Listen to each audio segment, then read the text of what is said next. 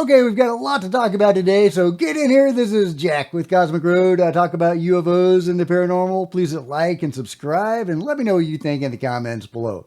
Yeah, this is a video shared by Paul Oglesby, or taken by Paul.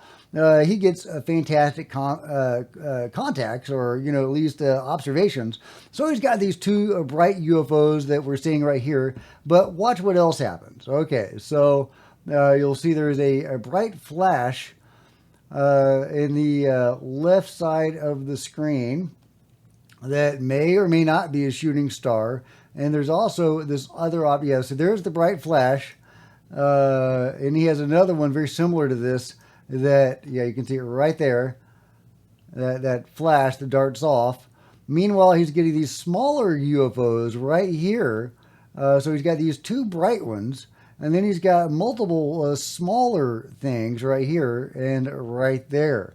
So a lot of activity that Paul is observing. They're not blinking, these bright ones. I don't think they're planes, but let me know what you guys think. I certainly don't think those two smaller ones are planes. But yeah, I would love to get your thoughts on this really intriguing activity from Paul Oglesby. Here's another video he has where you can see another similar shooting star type UFO, these fast movers or whatever these are. Now, I really don't think that's a shooting star, but let me know what you think. Is that a shooting star, or is that something more anomalous? Let me know in the comments below. Lou Elizondo having some interesting comments here. You've been working with the FBI on their investigations, their FBI investigations. What can you tell us about what they're finding? Is there anything new there? Yeah, well, I'll say this. First of all, America is getting a heck of their money spent very well with the FBI. I'm absolutely amazed how well they're doing. In fact, they're running laps around the Department of Defense's Arrow program that was established specifically to look at UAP. And the FBI team, it's a small but scrappy team of folks, are really doing one heck of a job. And I think if you look at Luna's recent statement that she said when she was asked about the FBI meeting that we helped organize in the SCIF, she said it was a 10 out of 10. And okay, 10 out of 10, a scrappy little band of FBI researchers who are trying to get more funding. We'll see if they get it. I think it's a very low bar that they're doing better than Arrow. I mean, we haven't heard boo out of these guys, so I don't know what they're doing.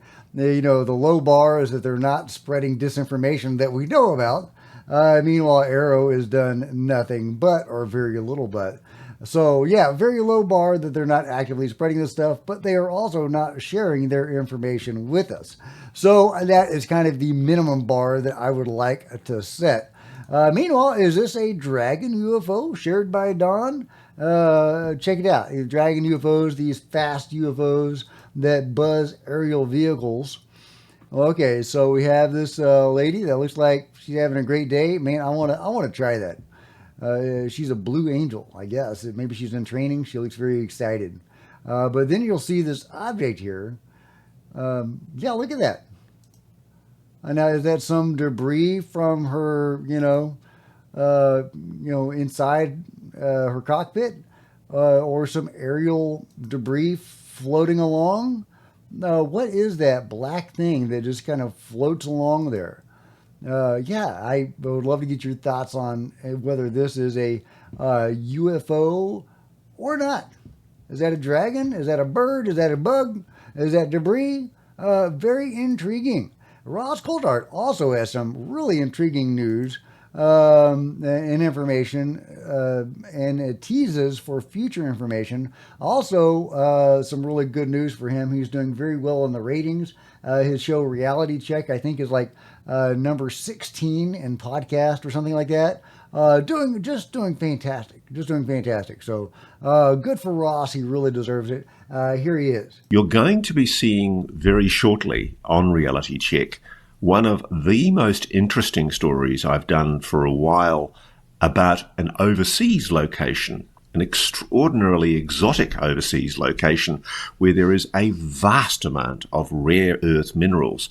And as we have discovered, there is also an inordinate degree of non-human intelligence potential activity, i.e. UAPs over those sites. Okay, that sounds like a really intriguing tease for an upcoming special from Ross. Meanwhile, Ross is also talking about DUMBs, which I think is a very important subject. He's asked, 20 miles straight north of where they are is Belmont, Arizona, home of Camp Navajo. There are reports of semi-trucks disappearing underground. Could there be an underground tunnel from Camp Navajo National Guard Base to a secret mountain area for resupply? And secret is like the name of a town or an area. National Guard Base to a secret mountain area for resupply. That is a very good question and a very perceptive and intelligent one. I'm having to be slightly cautious here. Suffice to say, there are allegations of extensive tunnel systems all across the continental United States built by the national security complex. And I can tell you there are stories of extraordinary tunnel systems that lead from different military bases all across parts of New Mexico, Arizona, and yes, that is the subject of ongoing investigation. As you would have seen from our special, when we were doing the ground-penetrating radar testing, it became very obvious to us that there was at least a 50-foot wide tunnel of some kind, reinforced with concrete in some way and steel reinforcing, that was running underneath the Bradshaw Ranch in a straight line from Secret Mountain, where these odd lights have been seen, right across to the Clarkdale cement plant. And what I'll tell you, it's quite funny. There are many stories from locals in and around the Clarkdale cement plant of their houses shaking, books rattling on the shelf, objets d'art rattling on the walls as they are hearing tunnelling noises from underneath their homes. This was happening around about 20 years ago, when I understand there was another tunnel being built to the Clarkdale plant.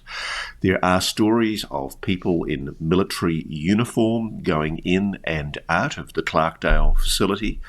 There's also stories of a private airstrip that is being used secretly by the military, which apparently connects directly to Kirkland Air Force Base. And yes, there are tunnel systems alleged. I don't know for sure if they're real. I'm fascinated if they are. Yeah, I'm fascinated too, Ross. I think the DUMBs are very much real, and it's very likely they are connected to each other underground. There's a good amount of evidence for that. I wouldn't say overwhelming by design, because this stuff is heavily secret, and multiple people seem to have lost their lives digging in, no pun intended, to the DUMBs. So I hope Ross is being careful. He's probably too high profile to take out. But, he could have an accident or something. So I hope he's taking extra precautions with studying the DUMBs, the deep underground military bases that some believe house NHI. The different levels of the DUMBs contain different groups or races of NHI that require different atmospheric or other environments. In the different levels cater to those different environments. Is that real? Is that not real? I tend to think that some degree of that is probably real. And there's UFOs that come and go from those facilities. Sometimes they're escorted by government vehicles like helicopters. Now, some of those are probably human-flown vehicles, but some probably aren't. And it's out of these facilities that the control group is probably assisting beings with abductions. So we need a lot of answers on the DUMBs, and that's also why they're so secretive, because they are doing some skullduggery there and have been doing it for a long time. Now, as far as what the government knows, the more mainstream type government, James Fowler is speaking to that here after going into multiple meetings with government types. Right. And then usually what happens after that is a deer in the headlights look. I held a meeting recently where there was a guy on the VTC in a classified settings kind of smirking, right? I thought he was incredulous or thinking negatively about what I was saying. Turns out he was smirking because he already has done his due diligence and says, like, we have no knowledge of any of this, right? As in, like, maybe, I think he may have even said maybe this is off planet, right? Which is quite shocking when I'm in a room with subject matter experts from the government on UAP and UAP tracking and history. And the answer they give me is maybe it's off planet. And he says in a smirking manner, because like I said, there's different categories of people. And even in a room of people who are studying or trying to learn about this, there's still that edge where there's a little bit of taboo for him to say that I think it's off planet. Yeah. Okay, well, there's definitely stuff coming from off planet, and there's probably NHI that have been here for a long time. Hey, maybe they've been here longer than we have, but it's really interesting to hear James Fowler talk about his private discussions with government individuals. I think Skywatcher is an enormously exciting program. They've got 9 categories of UFOs or beings, space squid and blobs, whatever they are, that they're trying to get scientifically investigated and observed, and to make these things peer-reviewed.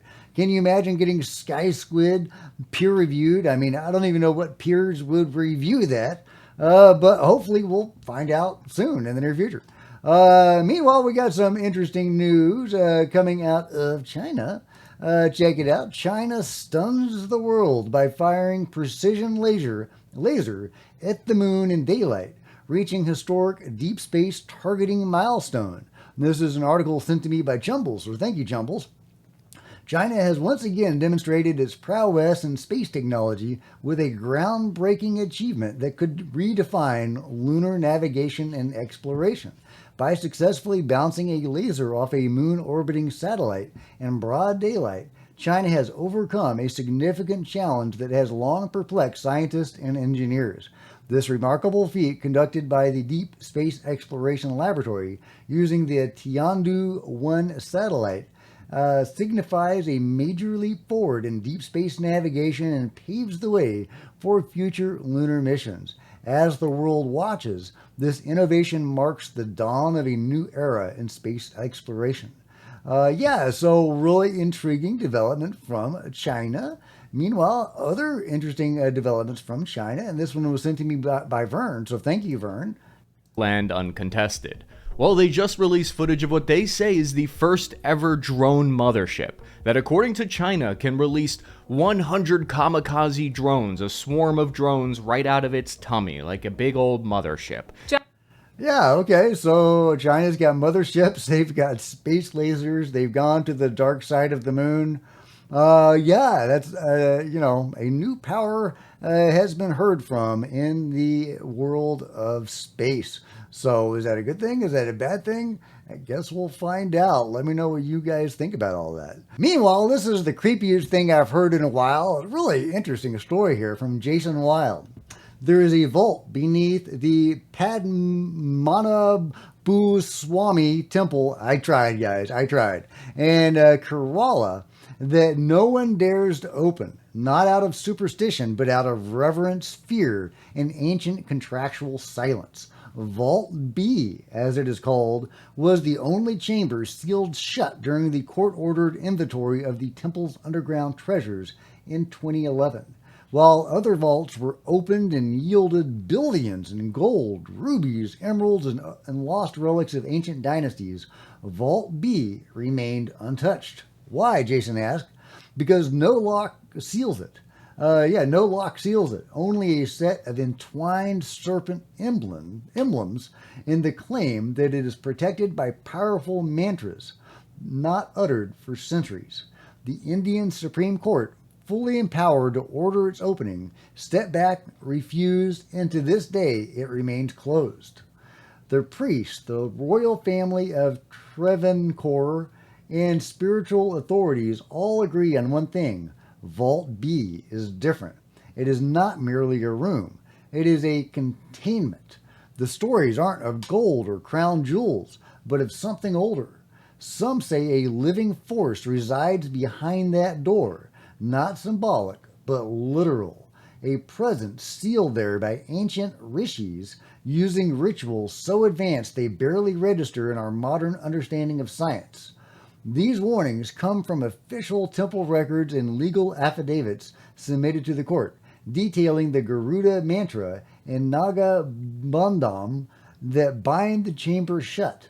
And the government takes them seriously, not out of piety, but because every attempt to disturb it has been met with inexplicable setbacks, legal chaos, and even sudden deaths. People focus on the treasure. And for good reason. Vault A was estimated to contain over $20 billion in wealth, and that's just what's been cataloged. But Vault B is rumored to house not only the most immense treasure of all, but something even more priceless: knowledge, esoteric texts, mantras, scrolls that may predate the Vedas, and perhaps most incredible of all, the Astra technology, the divine weapons of the gods described in the Mahabharata and the Ramayana. I got close. Weapons of elemental power, capable of calling down fire, water, wind. Weapons that respond to consciousness. Weapons that may still be waiting. Think carefully about that. The ancients didn't speak of these things in metaphor. They describe precise activation mantras, safeguards, celestial codes, and Vault B may be the last place on Earth where these non-mythological technologies still exist, sealed not to preserve wealth, but to prevent misuse. That is super incredible, guys. Vault B. What the heck is going on in India, where they have this thing that has been sealed up for God knows how long, and that may contain God knows what. And we know that a similar vault yielded vast amounts of wealth, but they won't open this vault because it may contain esoteric scrolls. It may be something within it may need to be contained. What needs to be contained, guys? Let me know what you think.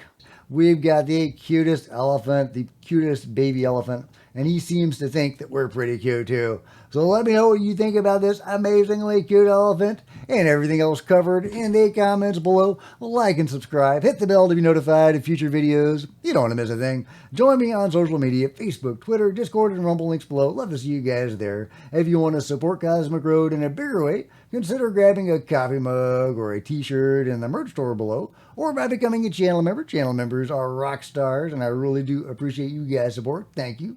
Meanwhile, there's plenty of other videos on the channel, and I'll see you next time. This is Jack with Cosmic Road, signing out.